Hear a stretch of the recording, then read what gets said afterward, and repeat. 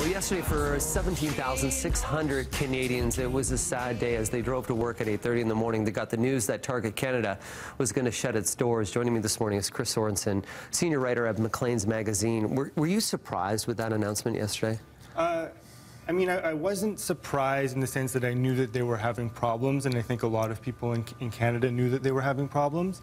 I was surprised that they just decided to pull the plug completely. I mean, this is a company that spent $7 billion trying to expand to Canada, and then yesterday they just turned around and walked away from it, which, you know, is somewhat unusual. Yeah, if we look at March 2013 when they opened that first store, Sarah Jessica Parker came here to open the store. There was so much hope. Where did it fall apart, do you think?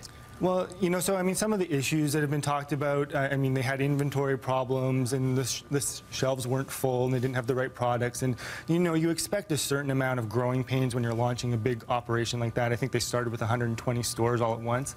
But where I think it kind of, one of the issues was ironically because, you know, there was so much anticipation, people were so familiar with the brand, they thought they could kind of walk in here and launch, you know, with in a big way, and everyone would show up instantly.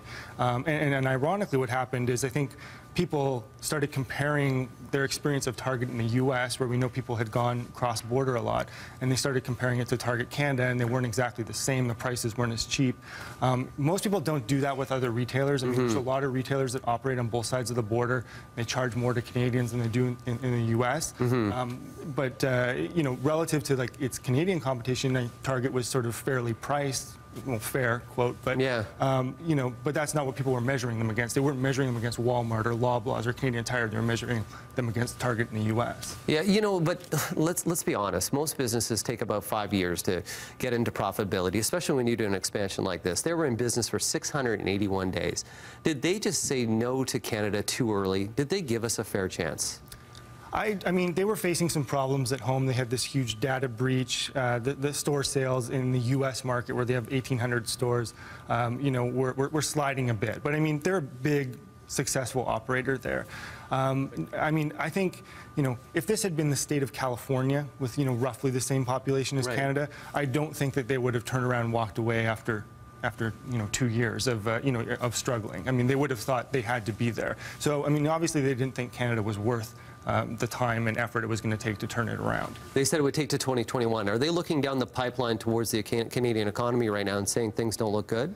I think that's one of the questions that Canada has to ask themselves. I mean, because, you know, during the recession, we were sort of this like shining star in the global economy. I mean, our banks held up and the economy was doing pretty well. And we saw all these retailers come north of the border. I mean, there was like J. Crew, Brooks Brothers. I mean, there's a whole bunch of stores in the mall now that didn't used to be here.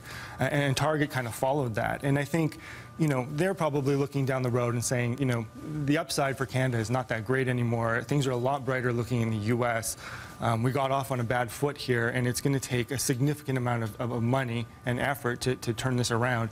It's not worth it. And the other thing that I think is significant is, I mean, this was Target's first foray outside of the U.S. And a lot of U.S. companies do this, where they, you know, use Canada as kind of a stepping stone before going to Europe or somewhere else, because it's sort of a similar market and kind of familiar. So, I mean, now that they're retreating, like, does this mean that they're not going to expand internationally anymore, that's off the table because they couldn't make it in Canada? So I think there's still a lot of questions that need to be answered. There's a lot of questions. You'll be answering those questions, of course, like every month in Maclean's magazine, following the story. Thank you very much for joining us. We're going to watch it here on Breakfast Television as well. Chris Sorensen, senior writer of Maclean's magazine. We're going to take a break right now. Still more to come. We'll have weather updates, and also we have some school closures right after the break.